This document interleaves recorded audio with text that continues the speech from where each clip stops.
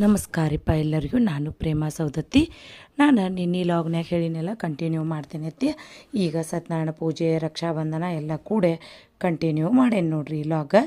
ಈಗ ನಮ್ಮ ತವ್ರ ಮನ್ಯಾಗ ಸತ್ಯನಾರಾಯಣ ಪೂಜೆ, ನಮ್ಮ ತಮ್ಮನ ಮಗ ಪೂಜೆಗೆ ಕೂತಾನೆ ನೋಡ್ರಿ.